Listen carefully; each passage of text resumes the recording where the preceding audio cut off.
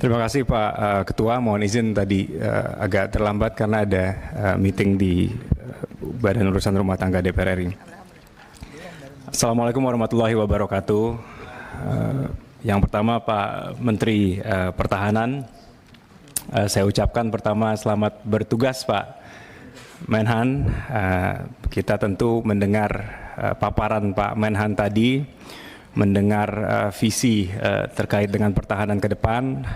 Sangat jelas terlihat Bapak adalah figur ataupun orang yang benar-benar memahami terkait dengan pertahanan Indonesia ini. Dan saya juga sama seperti yang Pak Utut, Pak Ketua tadi sampaikan di awal, kita mendengar Bapak ini jenderal favorit ibu-ibu atau emak-emak waktu di era reformasi dulu. Kita juga di Komisi 1 sekarang punya pimpinan yang menjadi favorit dari para kaum wanita di Komisi 1, yaitu Pak Anton Surato paling pucuk di itu. Apalagi saya tahu betul Bapak menjabat sebagai Wakil Menteri Pertahanan di bawah Presiden SBY. Waktu itu jadi kita tentu dari Demokrat menyambut baik penunjukan Bapak sebagai Menteri Pertahanan dan mudah-mudahan bisa sama suksesnya dengan Menteri Pertahanan yang kemarin. Pak Wamen, mantap Pak, backup, Pak Sekjen juga luar biasa. Bapak Panglima, beserta jajaran, kita tentu tidak meragukan. Saya duduk 5 tahun di Komisi 1 terkait dengan netralitas TNI. Saya yakin di bawah kepemimpinan Pak Panglima TNI dan para kepala staf di seluruh matra di satuan TNI, ya, TNI di pilkada ataupun secara politik akan bersifat netral.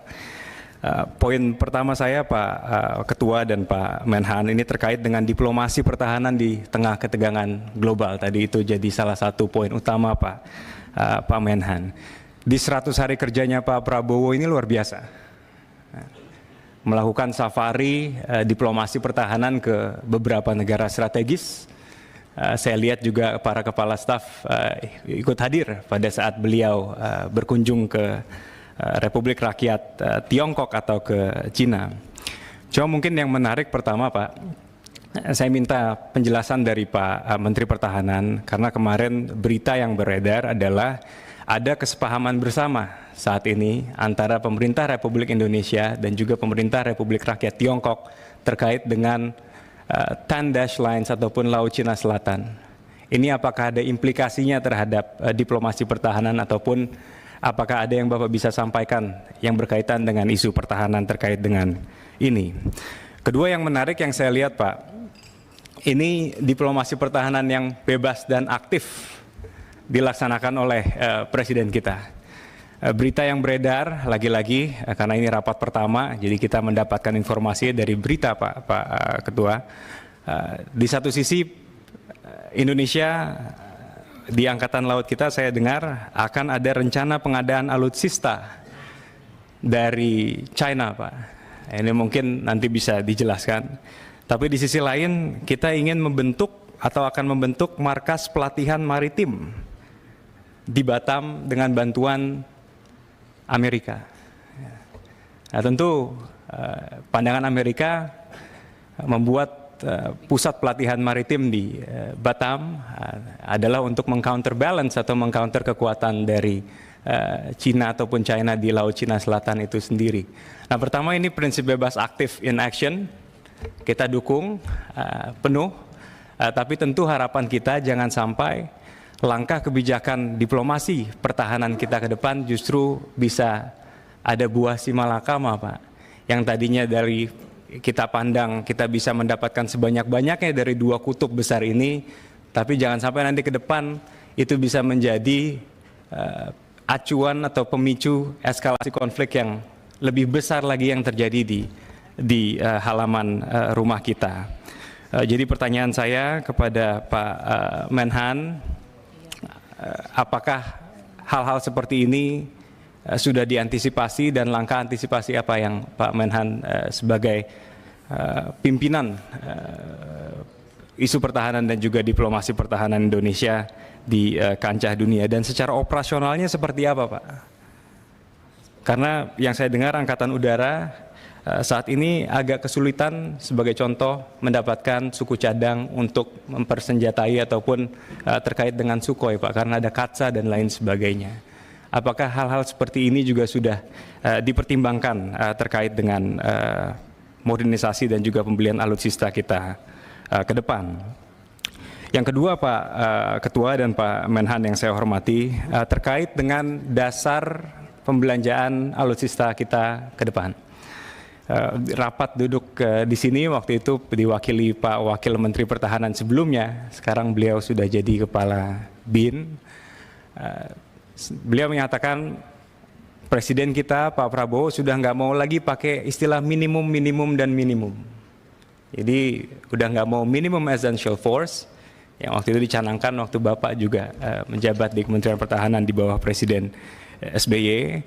Sekarang kita mau pakai yang disebut dengan Standard Essential Force. Nah, saya minta, kalau kemarin Pak Wamen karena rapat terakhir, Wamen sebelumnya karena itu rapat terakhir Komisi 1 dengan beliau, kita pandang oke, Standard Essential Force. Kalau sekarang saya minta penjelasan dari Pak Menteri Pertahanan, Standard Essential Force itu apa? Apakah itu tapi apakah itu kelanjutan dari fase ketiga Minimum Essential Force? Apakah ada hal-hal baru yang akan dibelanjakan mengacu kepada Standard Essential Force ini? Jadi seperti apa Pak kira-kira agar kami di Komisi 1 dalam mendukung penuh Kementerian Pertahanan ke depan juga bisa mendapatkan dasar dari pembelanjaan atau pembelian alutsista kita ke depan.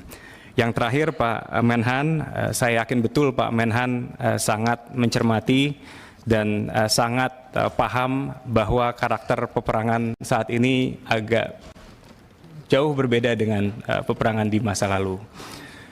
Yes, boots on the ground penting, yes, seluruh matra existing sekarang harus bisa diperkuat, tapi kalau misalnya kita berkaca kepada perang Rusia-Ukraine ataupun peperangan di wilayah lain, isu siber ini penting sekali. Bahwa satu kedaulatan siber dari satu negara dikuasai oleh lawan bisa rapuh kekuatan negara tersebut. Tadi Teh Nurul Arifin juga sudah membuka pertanyaan ini, tapi kalau tadi saya lihat, yes mungkin ke depan kita dicanangkan akan mempunyai matra siber, tapi ini kan saya yakin perlu waktu Pak. Saya mau yang di bawah kendali dan tupoksi Bapak dulu sebagai Menteri Pertahanan saat ini. Pandangan Bapak terhadap kekuatan siber kita ke depan harus seperti apa, gitu loh. Yang saat ini Pak. Dan kalau kita lihat isu-isu kedaulatan dan keamanan siber di negara kita, Menteri Pertahanan atau Kementerian Pertahanan, Satuan TNI, saya yakin juga harus bisa ikut andil ataupun mengambil peranan yang baik untuk bisa menjaga kedaulatan negara kita untuk di bidang pertahanan ini. Mungkin itu dari saya, tapi selamat bertugas sekali lagi untuk Pak Menteri Pertahanan beserta jajaran. Saya doakan sukses dalam memimpin ke depan. Terima kasih Pak Ketua. Download Tribun X sekarang, menghadirkan lokal menjadi Indonesia.